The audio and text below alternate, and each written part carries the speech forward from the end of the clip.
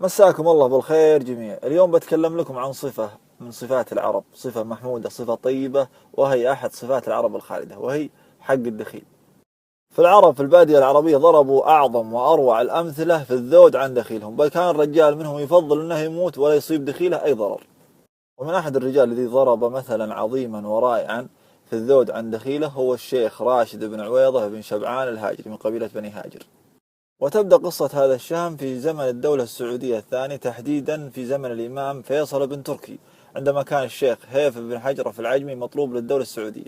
فعندما علم الشيخ هيث بن حجرف العجمي أنه مطلوب للدولة السعودية ومطلوب من الإمام فيصل، حل هو وجماعته على الشيخ راشد بن عويضة الهاجري ودخل عليه. لما دخل العجمي على بن شبعان رحب به واستضافه وأكرمه، وقال بن شبعان للعجمي: احرستوا أنتم في وجهي لو أنذبح من دونكم. هنا جاء العلم الإمام فيصل أن بن شبعان مزبن بن حجرف وجماعته، فارسل الإمام فيصل حملة إلى بن شبعان يطلب منه تسليم بن حجرف. فلما وصلت حملة الإمام فيصل إلى بن شبعان رحبهم واستضافهم وأكرمهم وذبح لهم الذبائح. قال واحد منهم: ترى ما جينا لذبائحك، جيناك تسلمنا بن حجرف. فقال لهم ابن شبعان بأسلوب تهديد: اللي حالبة النمة على خشمه يمد يده على زفيني. فعلموا الحملة أن بن شبعان ما راح يسلم ابن حجرف، ورجعوا للإمام فيصل. فعلموا الإمام فيصل برد بن شبعان وأنه ما سلم ابن حجرف. فاستشاط غضب الإمام فيصل، وجاء الخبر لابن شبعان أن الإمام فيصل غضبان عليه. لما وصل الخبر لابن شبعان الإمام فيصل زعلان عليه، جهز تيك الخيل لصايل وراح للإمام فيصل يبغى يهديها الإمام فيصل ويفدي بها دخيله. فلما وصل ابن شبعان الإمام فيصل أهداه الخيل يبغى رب نفسه تهدى وترضى. فخذ الإمام فيصل الخيل وطالبه بتسليم ابن حجرف. فرد عليه ابن شبعان: قال ابن شبعان: ما جيتك أسلم دخيلي يا طويل العمر، جيتك ربك تعفى عنه. قال الإمام فيصل: إما سلمت أنت ابن حجرف ذبحتك بداله. قال ابن شبعان: الموت أهون علي من إني أسلم دخيلي. قال الإمام فيصل وهو يستشيط غضب: اسجنوا ابن شبعان.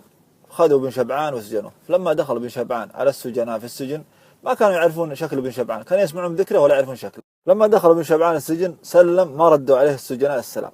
كانوا هؤلاء السجناء يسمعون ابن شبعان، يسمعون بكرمه وطيبه، لكن ما يعرفون شكله، ما يعرفون هذا ابن شبعان. جلس ابن شبعان في أحد زوايا السجن، وكان عادة الملوك قديما والأمراء أنهم يقدرون شيوخ القبائل، مهما بلغت درجة العداء بينهم يقدرون شيوخ القبائل. فقال الإمام فيصل: اذبحوا لابن شبعان وأعطوه ذبيحته في السجن. فذبحوا لابن شبعان وقدموا له الغداء في السجن. فشافوا المساجين الغداء المقدم فاستغربوا من ذا الغداء المقدم، فاستغربوا السجناء من الغداء المقدم لهذا السجين، فعلموا أن هذا السجين مرتبته عالية. فلما قلط على الغداء قام ابن شبعان وعزم السجناء على الغداء معه. فسألوه عن اسمه، قالوا: من أنت؟ قال: أنا راشد بن عويضة بن شبعان الهاجري. قالوا له: نعم والله نحن نسمع بذكرك وكرمك وشهامتك ولا بعد شفناك. فخذ له فترة ابن شبعان في السجن، ثم استدعاه الإمام فيصل وقال له: سلم ابن حجرف يا ابن شبعان عشان أفرج عنك. قال له ابن شبعان: والله يا الموت إنه هون علي من تسليم دخيلي. تعجب الإمام فيصل من شجاعة ابن شبعان وتمسكه بعادات العرب الطيبة وإن كانت ثمن حياته، فأمر بالعفو عن ابن شبعان مقرونا بعفوه عن ابن حجرف وجماعته. راحوا لابن شبعان يبغوا يفرجون عنه الحرس. فلما جاءوا ابن شبعان قال: أبشرك يا ابن شبعان جاك الفرج، أفرج عنك الإمام فيصل. قال: أنا لحالي ولا معي أحد؟ قال: أنت لحالك. قال ابن شبعان: لا والله ما أطلع علي الطلاق، ما أطلع من السجن لين يطلعون أخوياي المساجين ولا معي. قالوا الحرس: وأنت ايش دخلك فيهم؟ قال: هذول أخوياي وعلي الطلاق ما أطلع من دونهم. وصل العلم للإمام فيصل أن ابن شبعان ما يبغى يطلع من السجن لين يطلعون معه أخوياه المساجين. وبعد إصرار من ابن شبعان أنه ما يطلع إلا مع أخوياه، وافق الإمام فيصل بإطلاق سراحهم.